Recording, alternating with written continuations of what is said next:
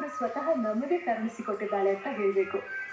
ಅಷ್ಟೇ ಅಲ್ಲ, ತಾವೆಲ್ಲರೂ ಅಷ್ಟು ದೂರ ಗುರುವಿನಲ್ಲಿ ಹೋಗಿ ದರ್ಶನ ಮಾಡೋದಕ್ಕಾಗುತ್ತೋ ಇಲ್ವೋ ಅಂತ ಚಿಂತೆ ಮಾಡುವಂಥ ಅವಶ್ಯಕತೆಯೂ ಇಲ್ಲ. ತಮ್ಮ ತಮ್ಮ ಮನೆಗಳಲ್ಲೇ ಕೂತ್ಕೊಂಡು ಅಮ್ಮನವರಿಗೆ ಸಲ್ಲಿಸುವಂತಹ ವಿಶೇಷವಾದ ಪೂಜೆಯಲ್ಲಿ ಪಾತ್ರರಾಗಬಹುದು ಹಾಗೂ ಆ ಕೃಪಾಕಟಾಕ್ಷಕ್ಕೆ ಕೂಡ ಪಾತ್ರರಾಗಬಹುದು.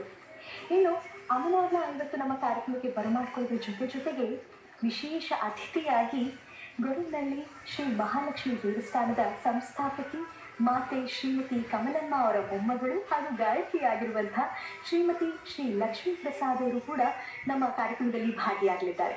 ಹಾಗೂ ನಮ್ಮ ಮಹರ್ಷಿ ದರ್ಶನ ಕಾರ್ಯಕ್ರಮದ ವೀಕ್ಷಕರು ಮುತ್ತೈದೆಯರು ಕೂಡ ಇವತ್ತು ಜೊತೆಯಾಗಲಿದ್ದಾರೆ. ಬಹಳ ಸಂಭ್ರಮದಿಂದ ಶ್ರದ್ಧಾ ಭಕ್ತಿಯಿಂದ ಇವತ್ತು ಶ್ರೀ ಮಹಾಲಕ್ಷ್ಮಿ ಅಮ್ಮನವರಿಗೆ ಪೂಜೆಯನ್ನು ಸಲ್ಲಿಸಲಿದ್ದೇವೆ. ಮನೆ ಪೂಜೆ ಶುರು ಮಾಡೋಣ. ನಮ್ಮ ವಿಶೇಷ ಅತಿಥಿಯನ್ನ, ಕಾರ್ಯಕ್ರಮದ ವೀಕ್ಷಕರನ್ನ ಕಾರ್ಯಕ್ರಮಕ್ಕೆ ಸ್ವಾಗತ ಮಾಡೋಣ.